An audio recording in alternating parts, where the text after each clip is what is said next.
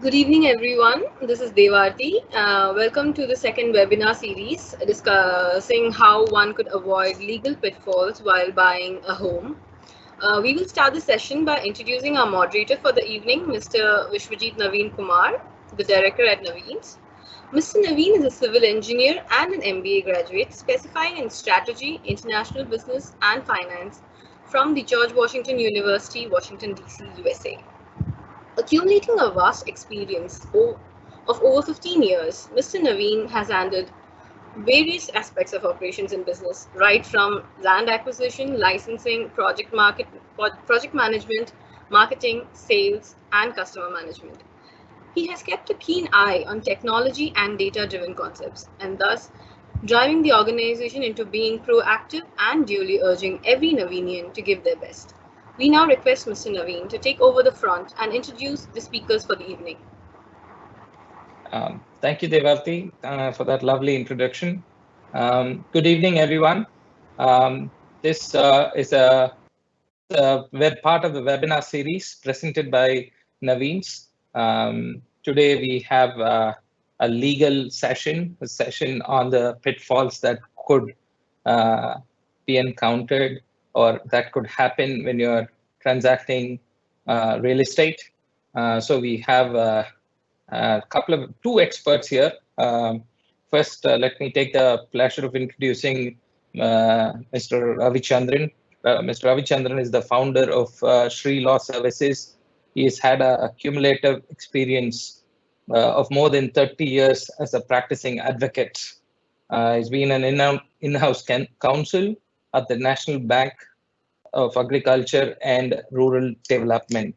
He has also headed the legal vertical at the Sanmar Group. And Mr. Ravi was also a senior partner at a national law firm. He was heading the operations in Chennai for Orbit Law Services. He's also been representing commercial banks, including Canara Bank, Federal Bank, South Indian Bank, National Insurance Company, and many Catholic institutions. I welcome Mr. Ravi Chandran on board for this webinar session to enlighten us with the intricacies of law. Thanks, Navin. Welcome, sir. Our second speaker today is Dr. Kumar, founder managing director Navin's.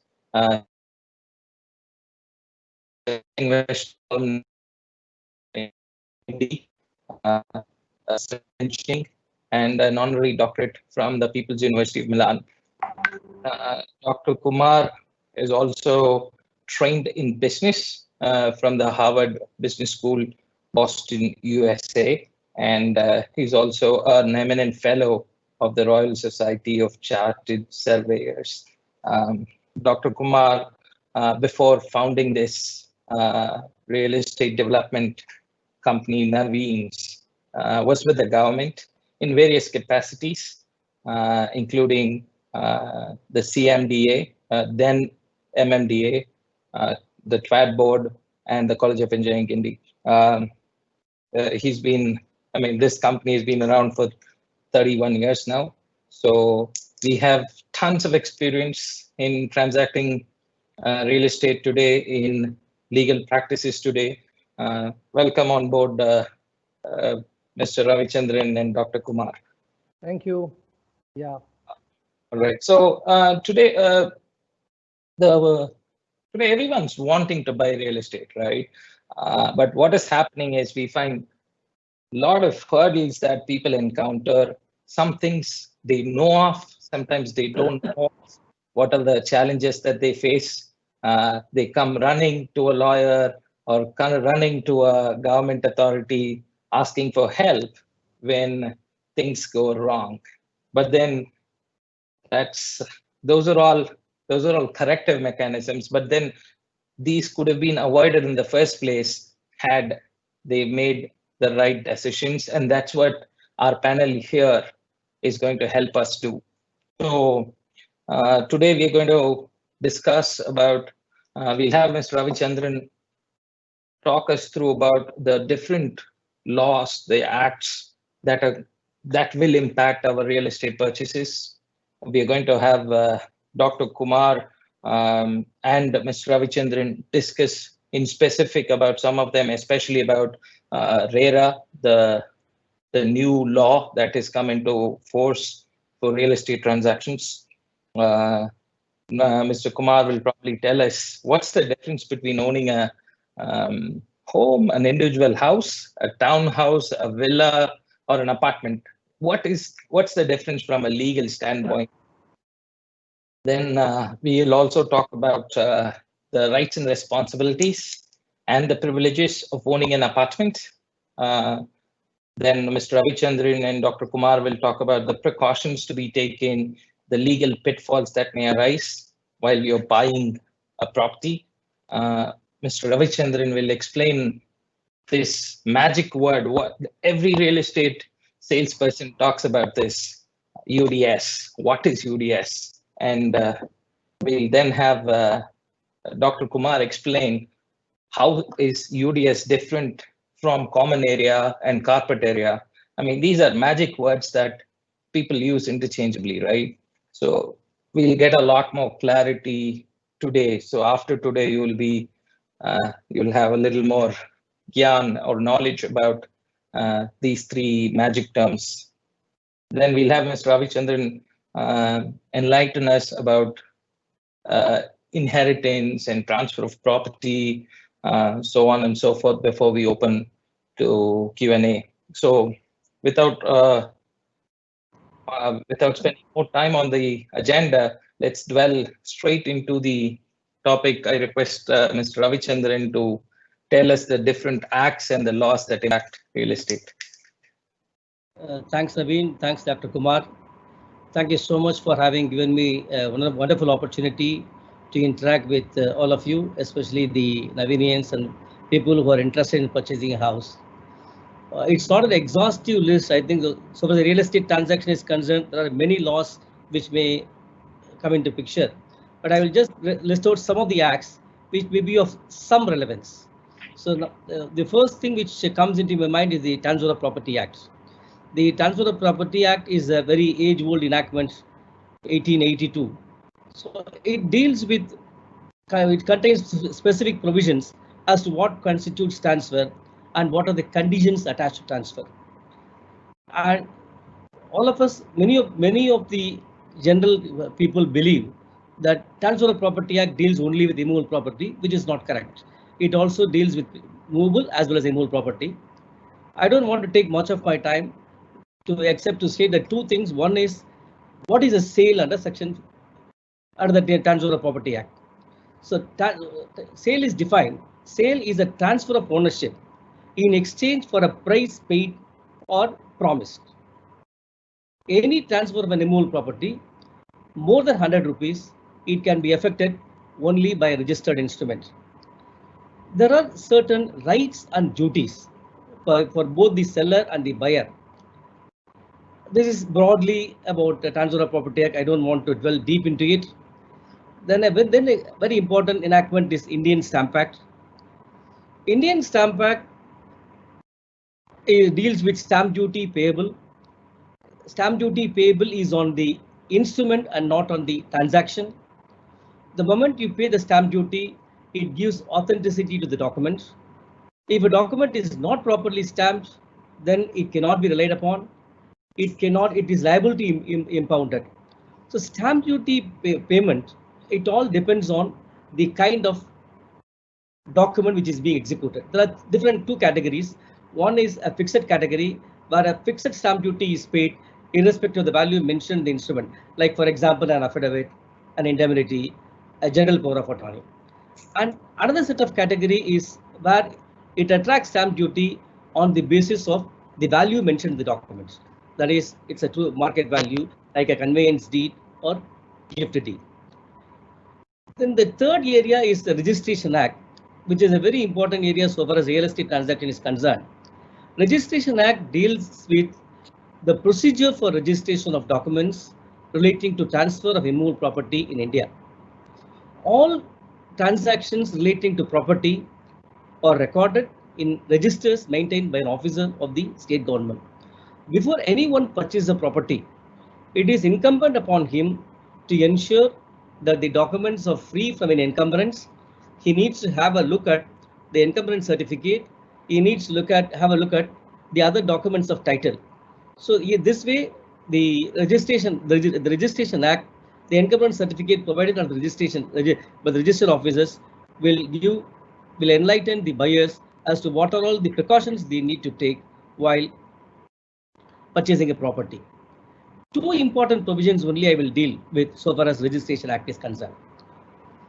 Under Section 17, any movable property involving more than 100 rupees needs to be registered under Section 17 Registration Act, whether it be conveyance, whether it be exchange, whether it be gift. If it creates an interest in a movable property, then the same has to be registered. Before 2001, prior to 2001, an agreement for sale was not compulsorily registerable. The position is correct even today, but there is one caveat. In 2001, an amendment was brought in by which if possession of a property is given along with an agreement for sale, the same needs to be registered. This is only for the purpose of ensuring that the possession is protected when substantial amount is paid. So this is broadly about Indian Stamp Act. And all of us are very much concerned about RERA. RERA is the latest enactment which was brought out by the Government of India, which has changed the landscape of the real estate industry in India, I would say. Dr. Kumar will definitely vouchsafe for that. As Dr. Kumar may also give his thoughts on RERA.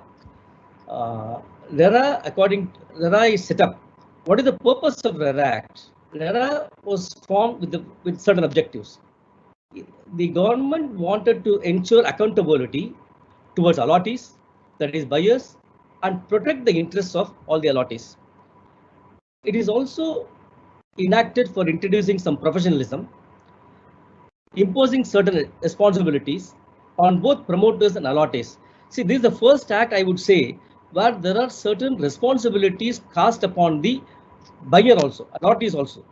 So whereas the builder has got some responsibilities, the allottees also have got some responsibilities. And the act also, it establishes regulatory oversight, and it establishes a fast-track dispute resolution mechanism. So we have been all along, all these years, litigation has taken a lot of time, but the RERA Act has introduced a fast-track dispute resolution mechanism, and it promotes good governance in the sector. To whom this RERA is applicable? Is it applicable to all the real estate projects?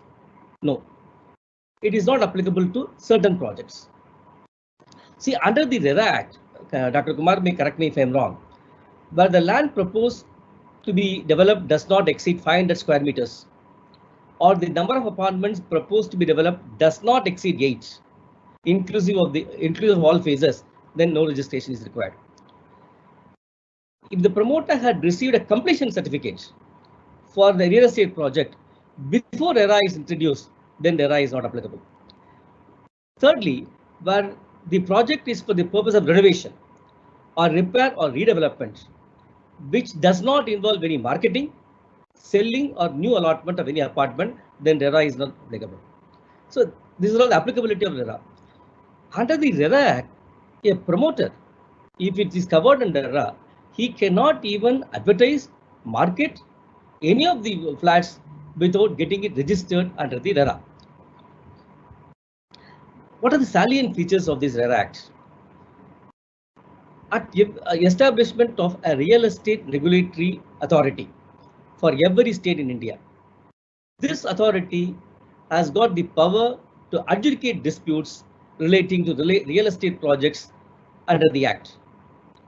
The Act also established a fast-track resolution dispute mechanism, as I mentioned earlier. See, the authorities can approve or reject the application for registration within 30 days. So it's in a time-bound manner. And if the project is rejected, an opportunity is given to the builder to ensure what are the reasons for which it is rejected, so that they can take taken further steps. A very important provision is this act was primarily brought in to ensure that the fly-by-night operators industry do not amass wealth, take money and run away. So they have made it mandatory that 70% of the money collected by the buyers for a particular project has to be deposited in a separate account that will cover the cost of land and construction. And the same can be withdrawn only after certification for an engineer, an architect, and a chartered accountant. This way, the money which has been paid by the allottees is protected. We have seen number of cases in the recent past where many of the unscrupulous promoters have taken the money and fled, and the project has not seen the light of the day. Like, for example, this JP Infra project that is still insolvency. Now, another interesting aspect is the promoters need to obtain an insurance in respect of the title of the land. I think this is unheard of in history. He has to get an insurance in respect of title of the land and buildings and construction of every project. And then an agreed person, if a promoter does not adhere to the provisions of the Act, if he contravenes the provisions of the Act, there is a remedy available to an agreed person for any violation before the adjudicating authority under the RERA. Dr. Kumar may also add something on this, on RERA. Thank you, sir. I think Mr. Dr. Kumar's line got dropped. Okay. I'll carry on. Yeah, please carry on, sir.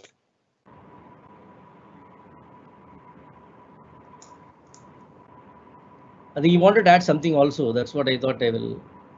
Yeah, we'll certainly come back to Dr. Kumar when he's back. I think he's having some network problems. Sure.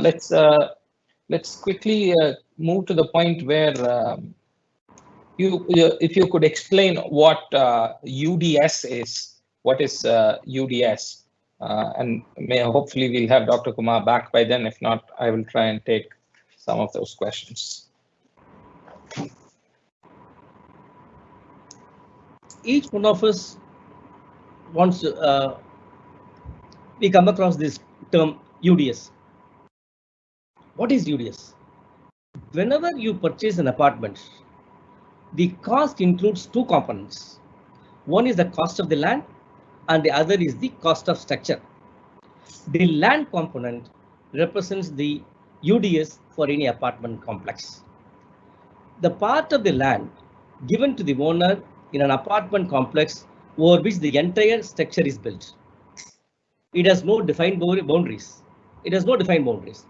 Each and every flat built on that particular plot of land will have associated UDS. What is the importance of UDS? People may question, what is the big thing? After I'm purchasing a flat, what is the importance of UDS? UDS, all of us are aware, building as such will definitely depreciate over a period of time, and the cost of the land will appreciate. Under the time of demolition, UDS will have a lot more value. And during redevelopment, the entitlement of compensation of our area under redevelopment will depend upon UDS the person is having. In case the owner does not have the UDS, very important aspect is, if he does not have the, of course, which is unlikely, he will not be even able to sell the flat. How is UDS calculated? It's a simple formula. Just multiply the total land area with the size of the apartment, divide the result by the total area of the apartment. Say, for example, land area is 3,000 square feet. Total apartment, we have got about 10 apartments. The total each apartment is 500 square feet. The UDS will come to land area 3,000 square feet, apartment area into 500 divided by 500 into 10, about 300 square feet. This is the UDS. Dr. Kumar has joined. Perfect. Perfect, Aminkar. Thank you. I think that was quite enlightening. So you were saying how UDS was basically a shared ownership of the same piece of land, where the flat apartment, individual apartment owners own prorated ownership of that land, and they have equal rights on that property as anyone else, and their ownership is in proportion to their apartment size. Dr. Kumar is back. I think we lost you a little bit for a couple of minutes. Probably you're having bad internet. I think you're on mute, sir. So, Dr. Kumar, would you be able to tell our viewers how does UDS differ from the other two commonly used words, namely common area and carpet area? You're on. We are not able to hear you, sir. You're on mute. Mute. Are you able to hear me now? Yes, sir. Very much. Thank you. Okay. I think Ravi Chandran was explaining to you about the UDS, right? This is the undivided share of land which comes along with the apartment when you buy a home. But I think a lot of people confuse this with the common area. And then there is one thing called carpet area. The carpet area is what people live in actually inside the home. The room spaces simply, I mean, in colloquial language, if you say, the inside room spaces where people are able to live in, including probably the bathrooms and the kitchen. This is the carpet area, right? Excluding the wall, inside area. And Rera defines it a little differently. We'll come to that later. But broadly understand, carpet area is the area of your apartment excluding the walls. The floor area, the carpeted area, or the flooring done area, which can be carpeted, including of course toilets and kitchen. So this is the carpet area. Whereas there is the common area. This is where the confusion comes. People think UDS is also common area because UDS, all the land is commonly owned by all of us. And then the open spaces, setback spaces all around the building is also commonly owned by all the apartment owners. So this is a English language. So they confuse this with the UDS, undivided share of land. Undivided share of land is the land area which you own. The common area is all those built up areas, in technical parlance, those built up areas which are not falling within your apartment, but falling just outside the apartment. You are able to lock and come out of your apartment. You walk into the corridor, you get into the lift, you walk through the staircase. These are all common areas. The lobby in the ground floor level, the open terrace in the headroom and the lift machine room, and probably the parking areas. These are all which are built. What is not built will not come into the common area calculation, though normally it is understood as common area. Like you think the parking lots, the outside open parking is common. I mean, we understand in English language what is called common, which is common to everybody. But the common area and carpet area and built up area, these are all referring to constructed portions of the project only.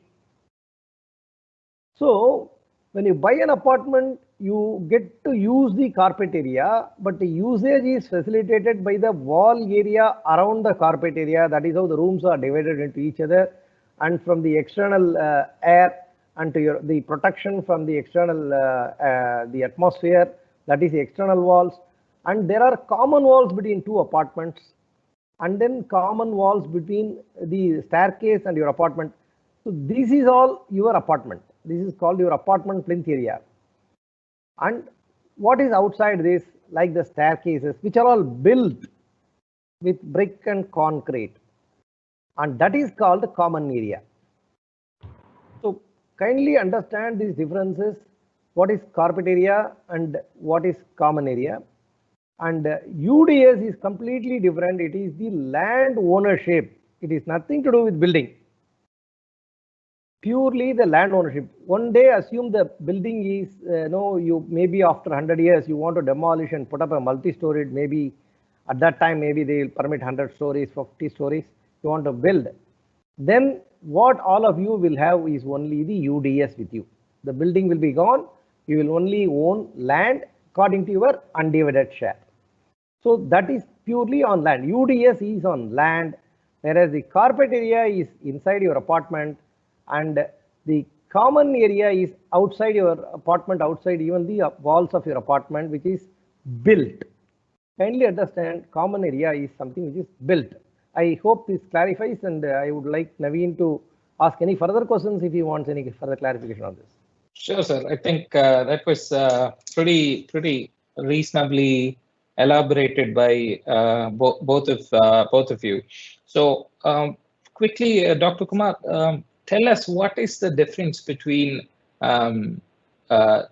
legally speaking, an individual house, an apartment, a villa, and maybe a townhouse from a legal standpoint. Yeah. Legally, when you own a home, that is an individual house, so you are the 100% owner of the land on which the building stands and 100% of the building. You are the only owner and there is nobody else, and you can bequeath it, you can sell it, whatever it is, whole lock, stock and barrel, right? So Sure. This is what is called an independent house which you own. Whereas in an apartment, what you own is an undivided share of land which is proportional to your apartment size, which is the only land ownership. So it may be on a 10 ground plot, you may not own anything. You will own, suppose there are 20 flats, you will own half a ground. If all are equal, you will own 1/20th of the land, which is undivided share of land, and you will own the apartment in which you live. You also have ownership of the common areas and common amenities within the building. So the staircase, the lift, the terrace, the garden area, the pumps, the lifts, all these things are jointly owned by, suppose there are 20 apartments, all the 20 of you in proportion to your apartment size. The larger the apartment, you will have a larger share of these things. So these are all commonly owned. So they are appurtenant to the flat. So they cannot be separated. The common area cannot be separately sold or cannot be separately dealt with. It is appurtenant to the apartment which you have. So you become a common owner. And for example, or if you look at villas, again, there are different kinds of villas. There are villas in plotted developments where you own the plot yourself. Suppose whatever is the plot size, suppose it's 1 ground plot, you are given, it's an approved layout, the roads are formed, and then you own the land fully for yourself, and you own the building therein. It is close to the individual ownership, but there are certain common amenities which will come in. Maybe there is a clubhouse. Maybe there is a water supply system which is arranged. There is a sewage treatment plant which is provided in common. So these will be coming under common ownership. So they are appurtenant to the villa you own. Sometimes in certain villa projects, you may not even have plot ownership. So this is second best to the individual home. But sometimes what happens, the developers develop kind of row housing or villas which are joint, attached to each other. And then you have land in front, you have land in the back. You may not own independently any piece of land. You may still own land like an UDS, an undivided share like in an apartment, but you will own the home and there will be nothing above you, no building above you. So vertically you will own the home. That's called a row housing type, or even certain type of villas are provided like that. So these are the differences. Even here what happens, the common amenities will be there. The common amenities will have to be commonly owned. So the ownership Again, they are all integrated ownership. The common ownership and independent ownership of the apartment or the flat or the individual villa cannot be separated. Right. Thank you, sir. We have a few questions coming. I think please, the viewers, please keep sending them in. We will answer them in a few minutes. We have a couple of more points to touch before we start answering questions. But feel free, as and when a question arises, feel free to send them in. We will start taking questions in a few minutes. But before that, Dr. Kumar, you just beautifully explained what's the difference between owning an individual house and an apartment, a villa, and a townhouse. But can you also tell us what are the rights and privileges and, of course, responsibilities that come while owning an apartment? Yeah, that's a good question. That's a good corollary. What happens when you own an independent house? All that is yours. All the rights, the privileges, or the difficulties, or the responsibilities which go with it, maintaining the house, everything, including sweeping the garden, watering the trees, everything, including your pump, your well, or your sump, if you have a septic tank. All that is completely yours. It's your baby, totally your baby. Nobody has any right or anything. So you absolutely own the house and the land, and all other responsibilities are with you. Your privileges are also 100%. So the air above is also the rights of air above, because the government has a lot of rights on the ground below, but still you are supposed to own all that. In fact, legally they used to say Tavara Jankama Sottukal. Those days they used to say whatever grows on the land, everything is yours. This is so you have the right over that, and you have also the responsibility over whatever is happening there. Whereas in an apartment or a row housing or a villa project where you commonly own with several others, we must understand there are differences which come in, because there are certain things which you own, and that's your privilege. Inside your apartment, yes, that's your area. There also there are certain do's and don'ts are there. Like even if you want to keep a pet in your house, how you keep is only the neighbor may, if it is barking too much, maybe your neighbor will come and shout at you. But in an apartment, again, there can be bylaws which can prevent you even rearing a pet. They may permit with certain conditions. So, and you have to while you are living there is your absolute privilege, and using the amenities therein, which is all provided. It's all your. But all this come under the what is called the co-ownership. It's a common ownership. You don't have any individual. Your staircase you can use, your lift you can use, but it's a co-ownership with all other owners of the block. Even the terrace you can go and enjoy. You can you want to fly some kites, or you want to whatever. I mean, which is legally permitted if it is, and then you want to dry some clothes, or you want to go and just relax.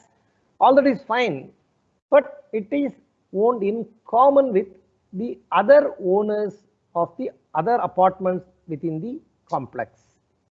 So you must be aware of this common ownership, and then there are also responsibilities which come. See, the smaller apartment projects, your responsibilities are maybe maintaining the motor, paying the electricity, common electricity charges will be your responsibility. Maybe when there is no water scarcity, you may have to combine together, all of you unite together and buy water. And all these things, management of the common amenities and common facilities will have to be managed by the society or by the association together. And again, in larger complexes, there are more than that, there are a lot of other responsibilities, like probably the environmental impact. There are acts relating to the lifts. There are no fire. If it's a multi-story building, the fire department, there are rules and regulations regarding the fire, how to maintain, and how are you going to keep those licenses active, and your lift licenses. Suppose you have a swimming pool, nowadays you need to get an approval, and then you need to maintain.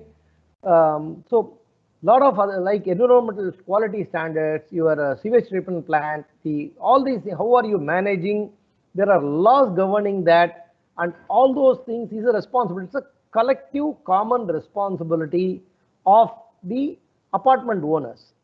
So here it's like a big joint, several people coming together and living. It's a common ownership. In a city, in a village, in an individual house, government takes care. Your road, your street lighting, whatever is no, you can say blame the government. But here inside your complex, you will have to take a lot of responsibilities and discharge those responsibilities when you want to effectively enjoy all the amenities which are therein. So, thank you, sir. We'll go. I think there's one major point that we need to touch upon before answering questions is what are the major pitfalls? Top of your mind, top three things. Let me first take Mr. Ravi Chandran, and then I'll come back to you, Dr. Kumar. What are the major pitfalls that you see when buying or transacting real estate? Mr. Navin, I think what are the precautions a buyer needs to take while buying a new house? That's very, very important. The first thing he needs to do is to ensure that the title on which the proposed project is going to come up is clear. So if it is the builder's property, whether the builder has got title, if it is a joint venture, whether the person who is owning the land has got valid title to the property. So ideally, the person should check with this lawyer as to whether there is clear title. He has to ensure that there is no minor's interest involved. He has to ensure that the builder has got the right to transfer. It should be a freehold land, whether it's a leasehold land. We should also ensure that whether there is any litigation in respect of the concerned property. The second most important thing buyer should see is about the sanctioned plans. So what are the sanctioned plans? And whether commencement certificate has been issued, it should be inspected.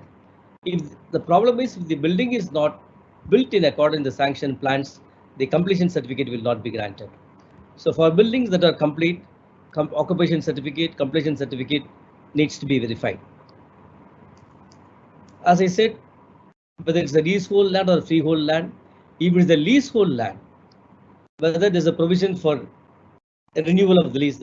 For example, if it is a 99-year lease, whether the lease deed contains a provision for renewal of lease, because there may be provisions there will not be any further renewal and all. Whether that kind of a property it's worth investing. And there are certain approvals, a no objection certificate the builder needs to take from various bodies like Public Works Department, Environmental Authorities, Airport Authority, Fire Department, and various stages of construction. So I think all these things, the buyers should see all those things. A very important aspect is about the encumbrance certificate. See, the buyer needs to ensure that there are no encumbrances in the property. So they have to exercise caution as to whether there are any encumbrances. In respect of plotted developments, I think the buyer should ensure that the plot is an approved layout. That is very important. These are broadly certain things which a builder, a purchaser needs to ensure before purchasing a property. Thank you, sir.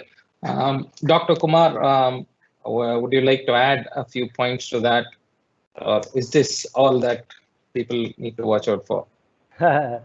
Yes, in fact, in buying an apartment, I think there are quite a lot of things. Of course, let us now restrict ourselves only to the legal aspects. We are not going beyond legal aspects, but even the legal aspects, as I was saying, even Ravichandran was mentioning, like the environmental impact assessment for larger projects, fire NOCs. There are a lot of departments which come into play. There are a lot of acts which are also mandating certain things to be done. So the scope of see, when it is a land, it's only the title, and that's very easy to check. And there are a lot of professionals who can do that. But once it comes to a building, there are several other laws which are coming into effect. So I think mostly has covered the approved plan, and the conformity with the approved plan is very important. How much is approved? People should see, is there an approved plan? Many people look at, but what is approved and what is built, whether there is a complete correlation between the two, is also to be verified by the people. So that much awareness has been happening, but yes, this is one. And one more important thing, I hold this view, the UDS, undivided share of land, which is being conveyed at the end of the project. So how many? Let there be several phases, let there be several, even a single block. After whatever has been gifted to the government, like the road widening, or the open space reservation, or a transformer, or an electricity substation, beyond that, all the land shall be owned by building flat owners, or apartment owners, or even some shop owners, or even somebody who's owning a commercial building therein. So all the land shall be owned by people who own the building portions there. Right.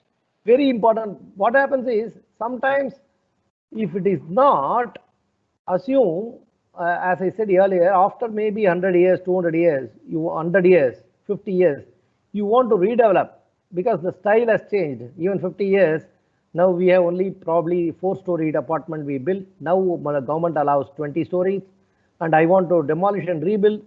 Now you cannot rebuild if the land share is not with all of you. So it's very important for the buyers to check whether all apartments, undivided share of land put together, is totaling up to the total land, or Right. all the blocks are covered by different pieces of land. There could be some flexibility, but each block has to be, that land there has to be owned by at least those block owners. So the land ownership is 100% within the ownership of people who own the buildings therein. So this is another aspect which we need to look at. There are, of course, a lot of things. Many times, the reputation of the builder plays an important part. I do not know how much the buyer can look into.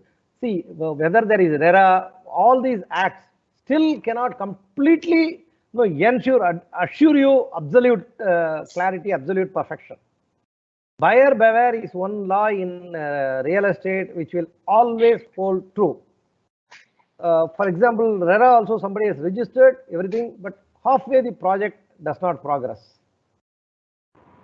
What will happen? The builder would have sold only about 20% of the apartments, and that money, 70% of that money may be with the escrow account. But is that enough to complete the project? Who will buy the rest? How do you generate all the money if the builder is thrown out by the RERA? There are a lot of questions. Even now, these are all being faced. So you need to be choosing correct. You need to be aware of title perfection. You need to be aware of approvals, and then the ability to complete, because there is another, because all laws will have to be fulfilled at some point of time. So you need to be very wary of. But I think today the reputation of the builder and the RERA, and then some professionals can guide you through all these things. Thank you, Dr. Kumar. Thank you, Mr. Ravichandran. I think we are right now. There's one other aspect. We'll talk about inheritance quickly before going to Q&A. We have a lot of questions coming in, showing great interest. Clearly, from what you're saying, it's paramount that a buyer is cautious, treads cautiously. Best to deal with reputed developers who have a proven track record of 10, 20, 30 years, who've delivered consistently good quality homes with good title. But let's see what happens when they decide to give that part away with that property, either to a friend or a family member or a buyer. How does that happen? Mr. Ravichandran, talk us through inheritance and property transfers, please. Inheritance, it all depends on whether you are a person is Hindu, Muslim, or Christian, depending upon. Hindus are governed by Hindu Succession Act. Hindu Succession Act sets out, if you are a male Hindu, how the property devolves. Firstly, upon class 1 legal heirs, who are about 12 in number, son, widow, daughter, son of a predecessor, the 12 in numbers. Secondly, we have class 2 legal heirs. Then it will be on agnates of the deceased and then cognates. Agnates is the person who are descending from father, and then cognates is on the from the mother.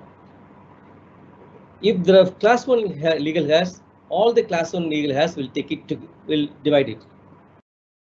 If there are no class 1 legal heirs, the property will come to class 2 legal heirs. If there are no class 2 legal heirs, then it will come to agnates and then cognates. That's the way it goes. This is a broad way of succession. However, if the deceased had left a will, then it will be governed by the will terms. Again, so far as the will is concerned, if there are certain types or two types of the property, immovable property situated in any of the presidency towns like Bombay, Calcutta, and Chennai, and if the executor of the will is living in that place, then that will needs to be probated. So what is probate? Probate is nothing but an authenticity given by the court for that will. So A executes the will, he dies, bequeathing his property to X. If the property is situated in Chennai, Bombay, and Calcutta, or if the person is residing in that place, then the concerned person has to approach these courts seeking probate of the will, authenticity of the will. This is broadly so far as Hindus are concerned. And then normally, if a person derives title by virtue of inheritance, then what he has to do is he has to transfer it.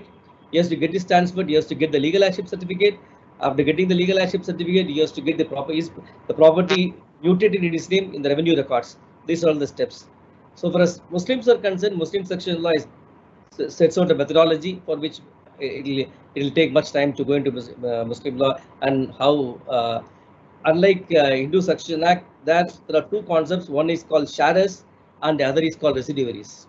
So shares will take first, and whatever is left, it will be taken by residuaries. And we have Indian Succession Act, which governs majority of the questions, and how it also sets out the methodology. We need not go into that aspect. The aspect is the person gets entitled to this property, then he has to transfer it in his name, mutate the same in his name in the revenue records, so that he gets perfect title. This is all about inheritance. If you got any specific questions, I am willing to answer. Sure, sir. Thank you. Thank you very much for that enlightenment. So, if there is a will, you're covered by the will. If Correct. there is more than one person succeeding, I think it is best to consult, take a legal advice from an expert such as Mr. Ravi Chandran, or I'm sure anyone who's practicing law would be able to give that advice. So let's quickly delve into the Q&A section. We have quite a few questions coming in. First one is pretty straightforward. This is to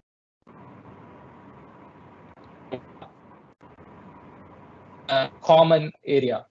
Is the driveway common area? That's the question, Dr. Kumar. So, sorry, I didn't hear your question. There was some audio.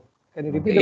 Can you hear me now, sir? Yeah, very much. Yeah, the question is pretty straightforward. Is the driveway common area? Okay, driveway is common. Kindly differentiate between common and common area.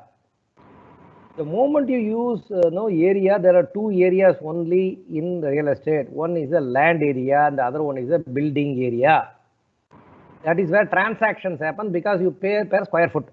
Okay, so please do not bring everything else. Whatever is common, don't bring it. Use the term area. Okay, you can probably use the term common space. Is the driveway common space? I say yes. The driveway is a common space, commonly owned, commonly usable space. So to keep it simple, it's not common area, but it is a common space. So interesting question is recent transaction of a 30-year-old apartment failed due to no original sale deed. How to fix this problem? Who wants to? Yeah, I can take on if you miss. Yes, sir. Please, Mr. Ravichandran. I'm not finding any clarity in the question. The question is, I think they've misplaced the original sale deed of a very old property. So how do they fix this? I don't think that would be an issue. If the original sale deed is lost, they can they can launch an FIR, and then accordingly they can give a paper publication setting out the original document is lost. If anybody has got objections, let him consult a lawyer. He will give an advertisement. He will give a paper publication. Any objections are there, they can it can be handled, and I don't think that will be an issue for the transaction to be struck. All right. Thank you, sir. So next question we have is, do builder pay the property tax for, this to Dr. Kumar, do builder pay the property tax for the owner during the first year of their maintenance? No, the property tax is paid by the owner of the property. Kindly understand, the tax is also levied on the owners. Even if you are tenanted the building, neither the tenant does not pay. Somebody, you engage a contractor and build a house. The builder is like that. Builder comes in, there are landowners, maybe the builder sometimes buys the land, but it's an intermediary. His ownership of the land is also temporary and he is not going to own the building. See, the very purpose of the builder is to build it and give it to others, sell it to others, allot it to the people. So who is the owner? The owner is responsible for payment of the property tax. Maintenance is a completely different ballgame. Property tax is a tax liability. It's a statutory liability on the part of property owners. A developer is a property developer. He is not a property owner. Okay. In case he is not willing, he is not selling, he wants to keep all the flats, apartments himself, he will have to pay. One. And it is not from the maintenance. Maintenance is for upkeep and cleanliness and all those things. And probably the other part of the maintenance is you want to attend to repairs and kinds of, that's another kind of maintenance. This is completely different from property tax. So the builder does not come into this. Okay. Can I compliment Dr. Kumar? Yes, yes, sir, of course. Yeah, apart from, I think I absolutely agree with Dr. Kumar. Another aspect is that even as per the Transfer of Property Act, once the property is sold, the flat is sold, the liability to pay property tax rests with the buyer. So the one the apartment is sold, it rests with the buyer. So builder has no role to play in this. So it has to be paid only by the purchase of the apartment. Right. Thank you, sir. Next question is again pretty straightforward. Let me take this. What is I've been moderating, so a little. I thought I'll also join this. What is FSI? FSI basically expensive floors, or in certain markets, it's like Bombay, it's called floor area ratio. It is what the government allows you to build on a piece of land. Let us say you own a piece of land measuring 5,000 square feet, and let us say the government permits you an FSI of 2, you can build 5,000 times 2, that's 10,000 square feet on it. That is what FSI is all about. Of course, there are premium FSI, more FSIs depending on the road width, size of the property, so many other things, but every property will have different FSI. You can check with your local body what is the permitted FSI, your CMDA or an architect will be able to give you, or always go to a reputed builder like ourselves, Navin, so we'll make sure you're on the safe side of the law. Do all developers calculate UDS the same way? Hence, if someone is loading, this is Dr. Kumar's question. So if someone is loading is high per floor plate, how does it affect my UDS? How does loading affect UDS? Do builders calculate it the same way? Yes, okay. Dr. Kumar. I think there are two questions in that. Correct. One is loading, the other one is UDS. See, the loading is of the common area. What happens? That is what is getting loaded, because you are paying for square foot of the area you buy, which is sometimes called super built up area, So sometimes called built-up area, sometimes called many times called super built-up area. So that is what you are paying for. So loading into that area is what is there is a common area getting added, but loading is a very loaded term because what is added is actually what is built. Then actually the loading is it's a proper loading. There is no overloading. So loading is okay, overloading is what is causing pain for the buyer.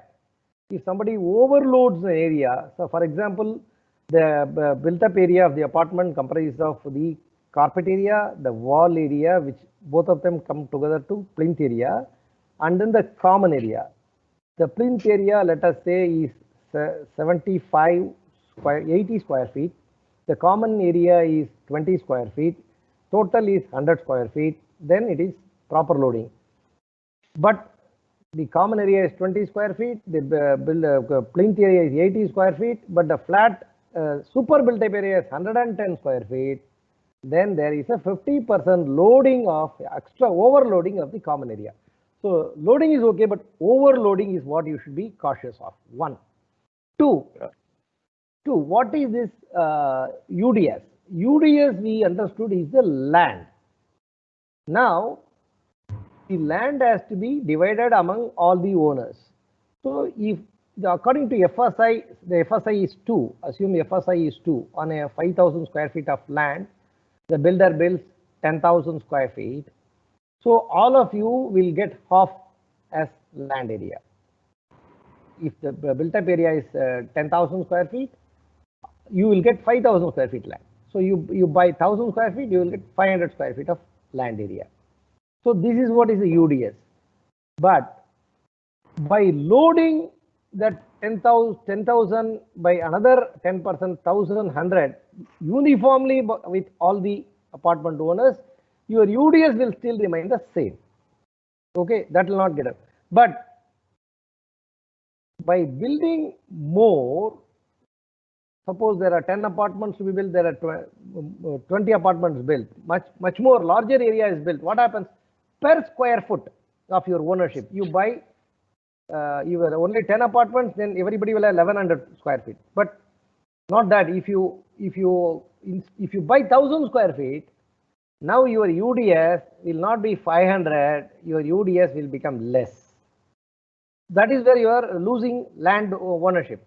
So if more than what is permitted by the government is built,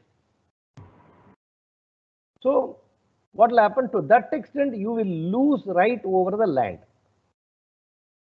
So that much lesser land is what you will get. This is the difference. Hope it clarifies. Yes, sir. Certainly, I assume so. Next, we'll take Mr. Ravi Chandran's thoughts on a question by Mr. Karthikeyan. Today's contractors and suppliers are filing company tribunal for recovery of their money against builders. If company tribunal passed moratorium orders against the real estate company and its running project, what is the remedy available to the builders who book the flat under the project? Let me just say one thing. Sure. Question of filing a case in company tribunal for recovering the money claim does not arise. So the whole of insolvency and bankruptcy code is for the purpose of bringing out a resolution process, and it is not a recovery mechanism for recovering your debts. So to that extent, I think the question needs modification. Right. If a person initiates an action under the insolvency and bankruptcy code, and if it is admitted, if it is a real estate project, an important amendment was brought into the insolvency and bankruptcy code. The home buyers were treated as a separate set of creditors. They have a specific right. They can jointly represent. There will be a representative body. They can agitate their rights. Classic case is JP. The whole issue came to light because of JP Infra. In JP Infra, the project went into a start of it was not going at all. People had there was an insolvency case, and the Supreme Court had intervened, and the Government of India amended the code to include all these home buyers as a other financial creditor, and they got a right to participate in the whole process of insolvency. They got a right. At least I have been part of some resolution plans where the home buyers have been given a very good deal, and they will be considered before deciding on a resolution plan. Right. Thank you, sir. Next is an interesting question from Stephen. Whether the reserved open car parking purchased under extra cost comes under common area, whether the owners association has got the power to realign reserved open car parking space. It's a very, very interesting and a tricky question in the sense. I would say I would leave it to Dr. Kumar to take it. Okay. See, specifically earmarked car parking. Why car parking is earmarked is to have amity, a clean, proper use of the area by all the allottees, all the co-owners of apartments, or peacefully they are all parking their cars or two-wheelers in the respective allotted. Smaller apartments may have only two-wheeler space. Larger apartments may have more than one car parking space. So depending on the size of the apartment, the car parking is allocated. The car parking is a usage right, not a ownership right. Kindly understand. Car parking is, it's a common ownership. All the areas which are outside the apartment, okay, they are all commonly owned and commonly used. So these are all common usage spaces. Car parking is a common usage space. Please again don't confuse between common area and common usage space. Okay, I keep reiterating on this. So it's a common usage space. So somebody is allotted and yes, they have the right to use it's a like kind of a license or right to use the space. But the association, because association comprises of all the members. So the association, the general body of the association, or they can discuss and decide to reallocate the existing car parking in whatever manner all the association members agree upon. It cannot be unilaterally done. It is because it's a common ownership. See, suppose commonly all the apartment owners want to whitewash the building or color wash. What colors to choose?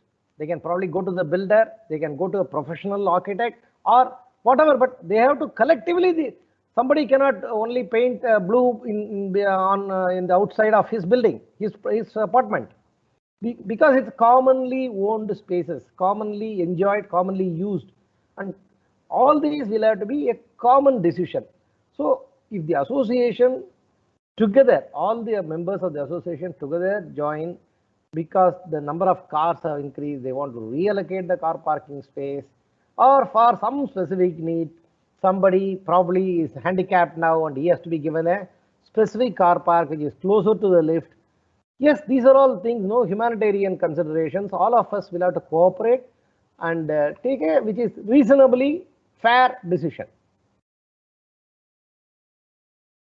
Does it answer the question? Thank you, sir. Thank you, sir. We have lots and lots of questions coming in. We'll run this session for another 10 minutes before we close out. We are already past our scheduled close, but we'll run for another 10 minutes. So let me open up the next question. Give me 10 seconds, please. What is meant by market value of the property, and is stamp duty payable on the market value of the property or on the consideration as stated in the agreement? Mr. Ravichandran. Whichever is higher. Very simple question there. We have that was a question by Mr. Ram. Mr. Abdul is saying, I am a TN RERA agent. I assume he's a channel partner, a broking agent. Will I be able to do business on a pan-India basis? If not, what is the alternate? I assume he cannot. He cannot. See what happened. I think RERA is a central enactment, and all the state governments have passed rules. So, for example, for Tamil Nadu has passed RERA rules. Establishment of a real estate registration of the real estate agent is defined in section regulation 11 of the rule 11 of the RERA rules. Likewise, all the other rules also contain specific conditions. So if he needs to business, I think he needs to get himself registered in each and every place. I don't think he can do it on a pan-India basis. Thank you, sir. We have, while buying an apartment, who gets to keep the original document? I heard the builder cannot provide original documents to all buyers. It's perfect. He cannot. I think the original documents will be handed over to the association. It all depends on different circumstances. If there is a joint venture project, if the owner is having under the TP Act, there's a specific provision. If any person who is having the major extent of land, he will hold the documents, and he has to give certificate true copies of the sale deeds for other people. So if it is not a joint venture, if all the apartments are sold, if an association is formed, the builder will hand it over to the association. But even otherwise, even if the parent documents are not handed over, I don't think the builder can do anything with those documents. Okay, we have one question. How do I, Mr. Subramaniam was asking, and one other point to your question was that in case of a land joint development, a minority shareholding landowner, I think he will retain the original documents because there is no other evidence of him owning that piece of property other than any encumbrance certificate. So perfect. I think that was one point. Mr. Subramanian has a question. How do I contact RERA in case of complaints regarding handover issue? I think there's a website for you, tnrera.in. There itself, you can actually make an online complaint. But when I checked very recently, that part is under renovation. But the same website on the top left gives you their contact address. They have an office in Egmore. You can go there or you can call them up. I think they're still not entertaining visitors under the COVID lockdown. So yeah. Hopefully I answered your question, Mr. Subramanian. That said, it's good for registration offices to always show how much UDS is registered in the total area. This needs to, okay, that's not a question, that's just a statement. This needs to be changed in the present scenario. Okay, we don't, it's a statement. We agree. Next is, I bought an apartment a few months back, but due to this pandemic, I'm unable to register. Can I have it registered digitally? That's a question. I think as of now, there's no digital registration available. Some other states have started digitally registering properties. I think it's only a matter of time Tamil Nadu introduces, but for now, as far as I am aware, there is no such thing. Let me. I'm answering. How important it is while buying a home? How to check the patta of a piece of real estate?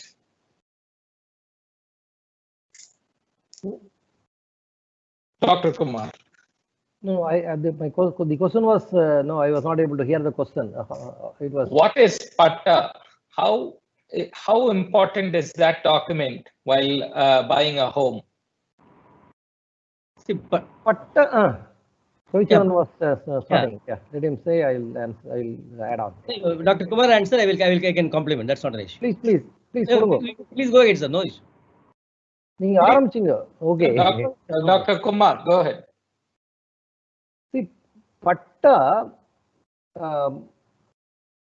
is once the land is transferred in some person's name, the person is entitled to get the patta transferred in his name. So it's a revenue department document which maintains land records. It's the legal document is a sale deed where the transfer happens. Once the transfer happens, the patta has to be transferred in the name of the new owner. Just because patta is not yet transferred does not mean the sale deed is invalid. The sale is still valid. It entitles him to get the patta transferred. So It is a formality which has to be completed if the sale is done.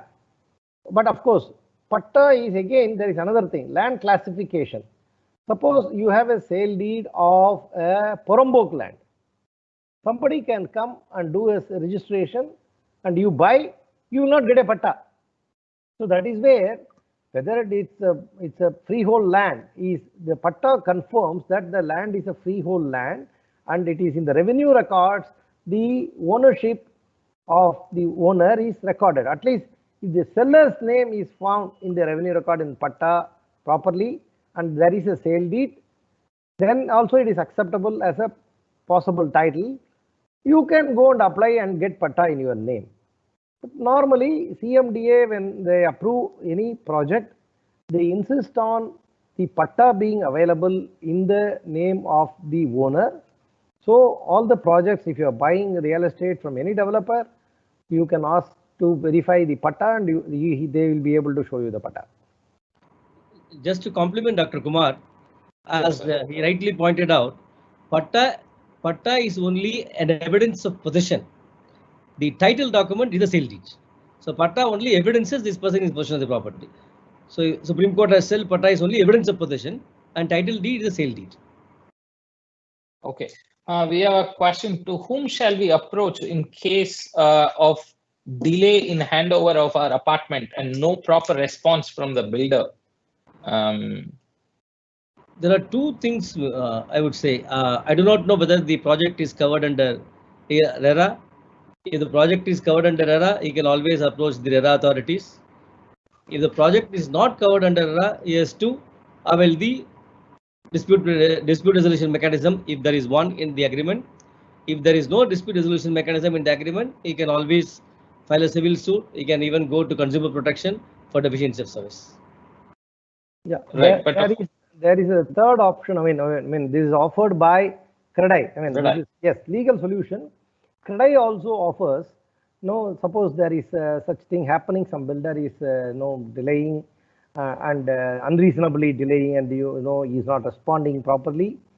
If you are not keen to go to RERA and then make an issue, you can also go to CREDAI. There is a grievance cell, consumer redressal cell, which is there or functioning in CREDAI. There also you can give a complaint, and probably if it is resolved at that point, fine. Then you can still go to RERA. That is always open to you. Okay. Thank you, sir.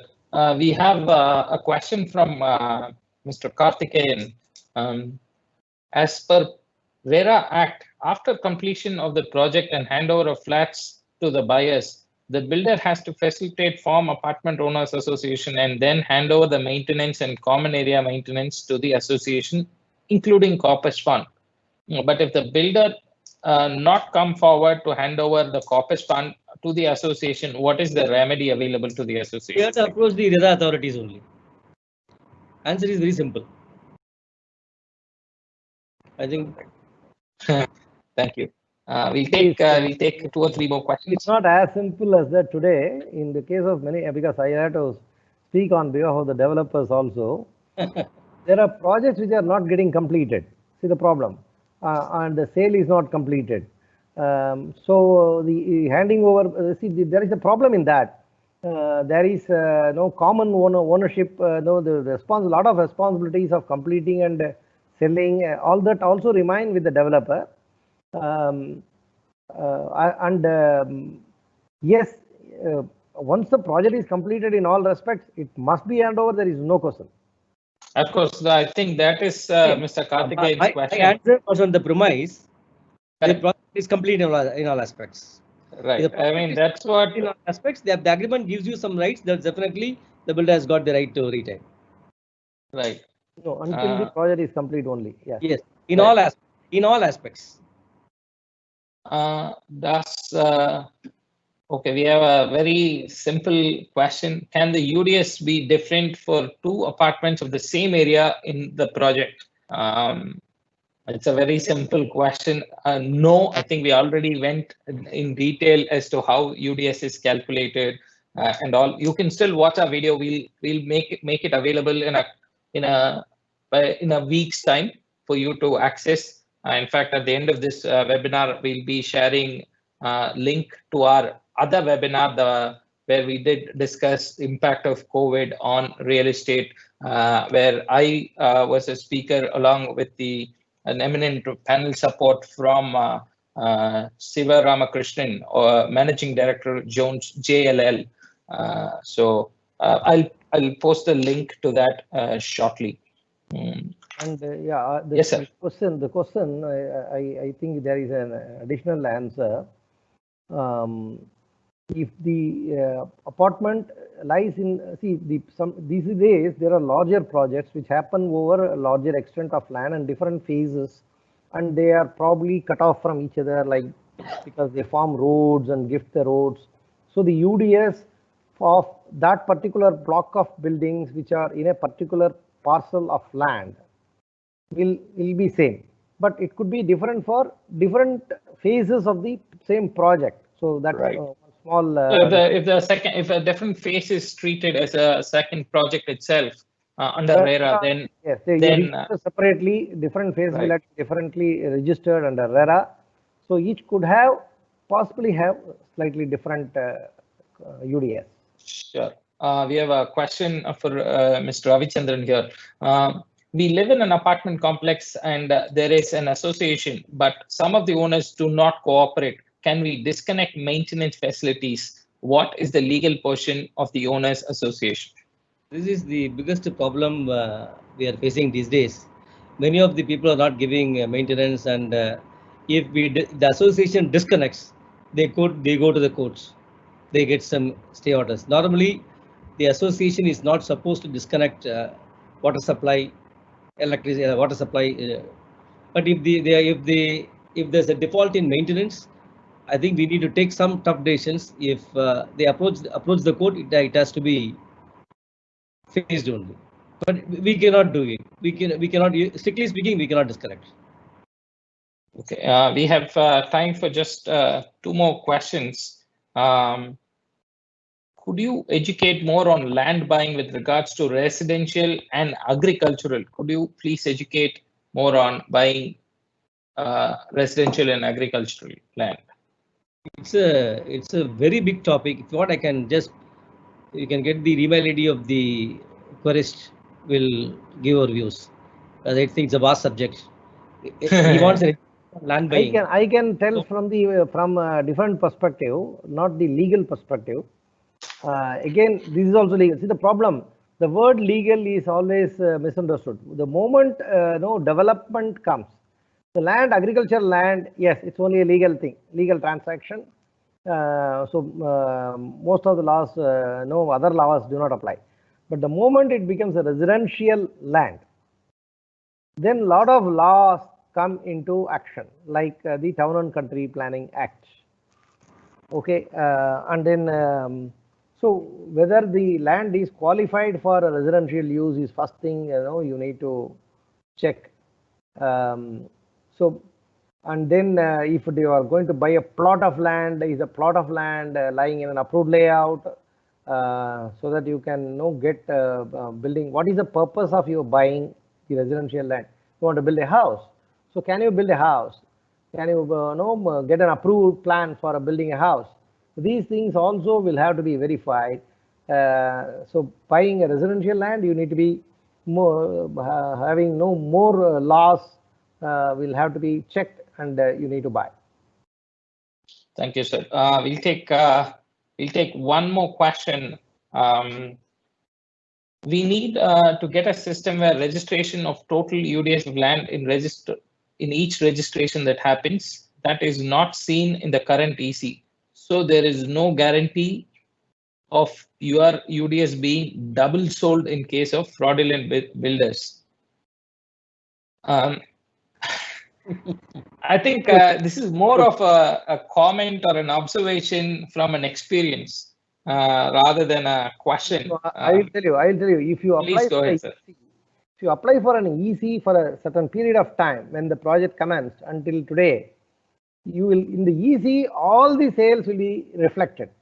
So you can add up all the UDS and see what is left, whether there is enough UDS left for you to buy, can always be checked.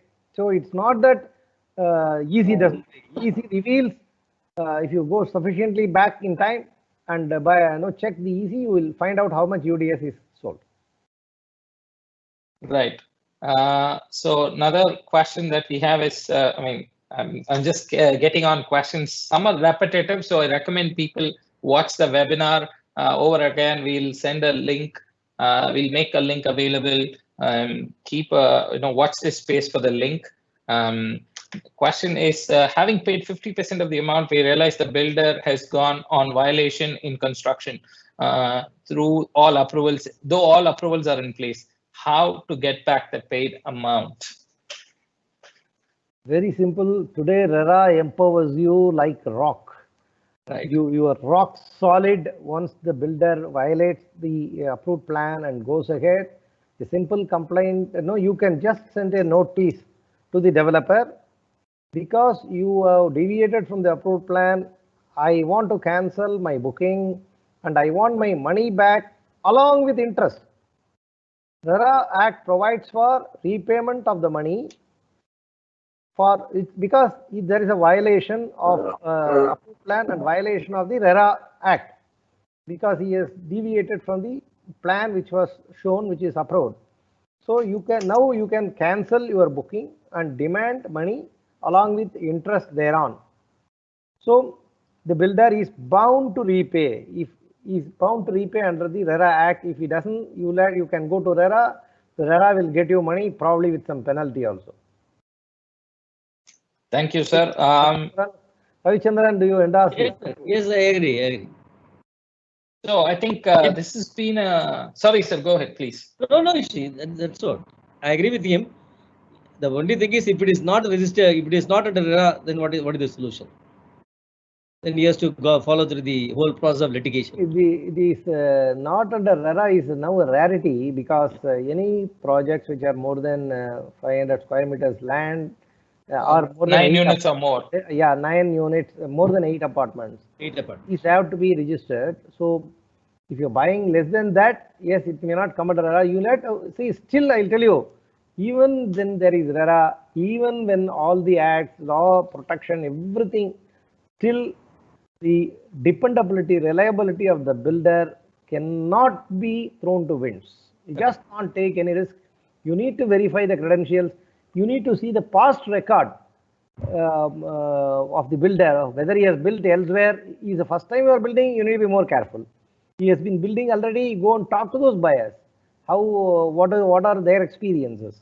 You must, I think, buying a home, I want to say this. Buying a home is not just like buying a shirt or buying a pen or something like that. If it is, no, somebody will come and protect you. No, you have to do some research because it's a huge investment in anybody's life. It's a very big investment somebody is making. It can't be done just by reading newspapers or seeing advertisements and maybe getting some calls or somebody is pushing you to buy. Somebody is telling you this is the best you buy. That's not the case. That you can hear all that. Yes, you see the advertisements. You get interested. Probe. Check. You check who is the developer. What has he done in the past? What is the delivery record? What is the quality?